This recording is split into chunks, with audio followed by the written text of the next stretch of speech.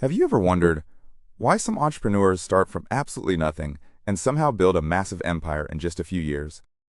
While we ordinary people grind a clock in life, save for decades, and still can't scrape up the first chunk of startup capital? Is it really just because they got lucky? This is Top Tier Logic. I'm Mojo. We see through the logic of money, because wealth is the only chip, to real freedom in this brutal world. The truth is, what really makes you feel powerless isn't lack of money. Is that you've never seen through the deep logic of capital flow. In this world, the model that makes serious money is rarely about brute labor. It's about learning to legally work an empty hand into a treasure. Today, I'll break down 5 hidden layers behind capital flow. First point, the rich know how to keep money moving. Let me tell you a classic story.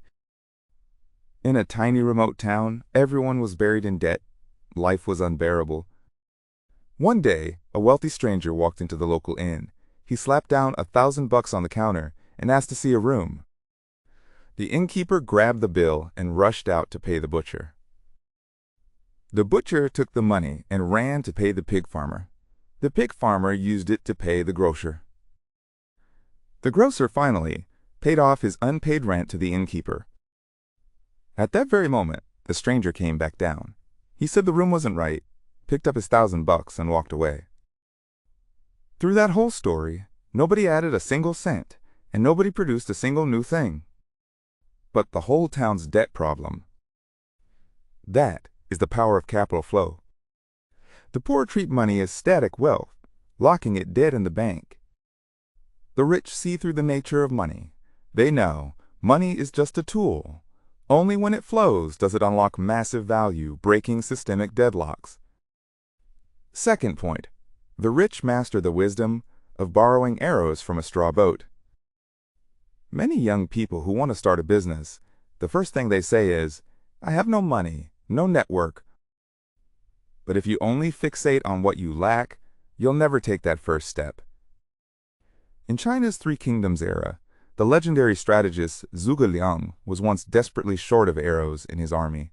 He didn't make his soldiers grind day and night to forge them. Instead, he used a heavy fog, stuffed his ships with straw dummies, sailed up to the enemy camp, and borrowed 100,000 arrows. In modern business, this is a core skill, leverage and borrowing power. When you have no resources, don't try to produce them yourself. Instead, ask, who out there has the resources I need, and how do I borrow them? Borrow someone's venue, borrow someone's capital, borrow someone's customer base.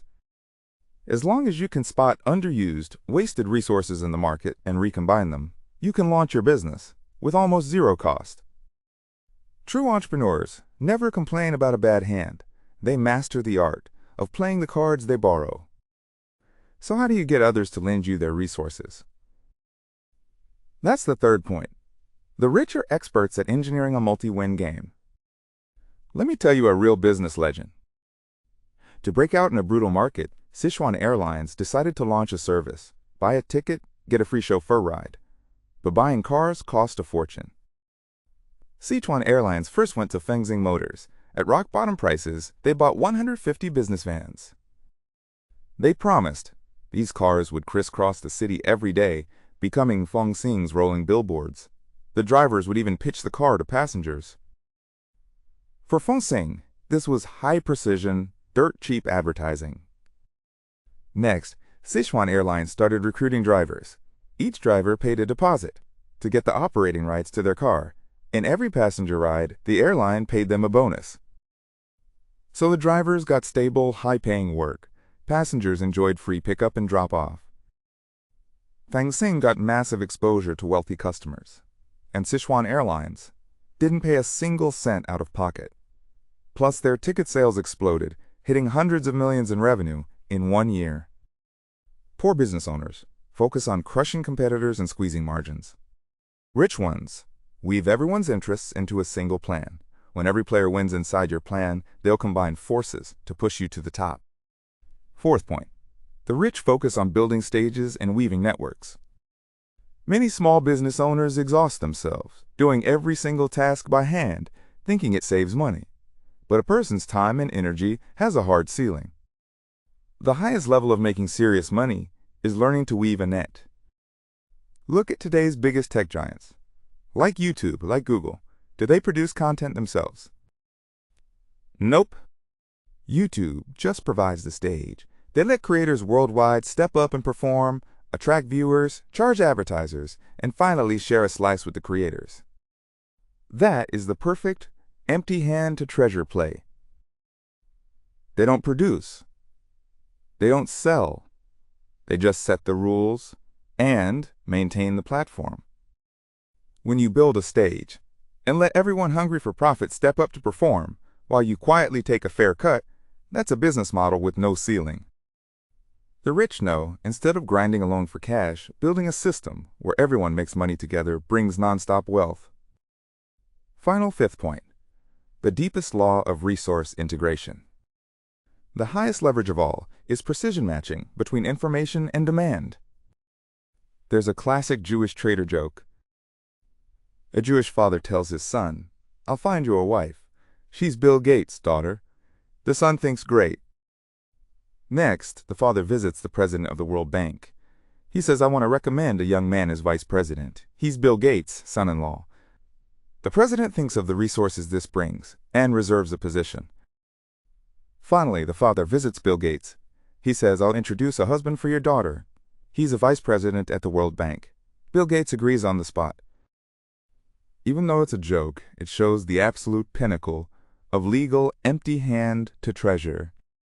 This is not deceit, it's using information asymmetry to fill each party's deepest need. The World Bank needed resources. Bill Gates needed an excellent son-in-law. And the Jewish trader simply used information to bridge them all. He created massive value for each side and built his own fortune in the process.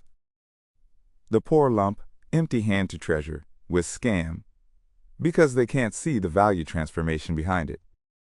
But true masters know mastering information gaps and matching them precisely to market demand is the most powerful leverage in the world of business.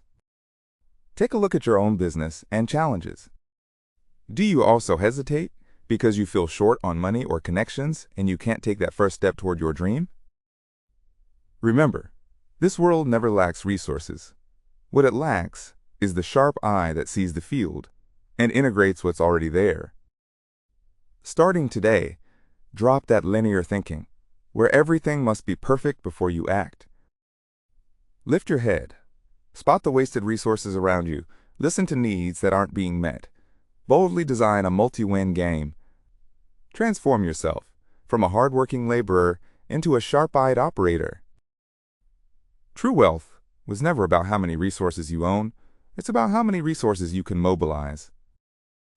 Learn to weave that multi-win net, and the whole world becomes the wind you can borrow. If this episode helped you, please subscribe to Top Tier Logic, hit like, and ring the bell. Next time, we keep uncovering the logic behind wealth. I'm Mojo. See you in the next one.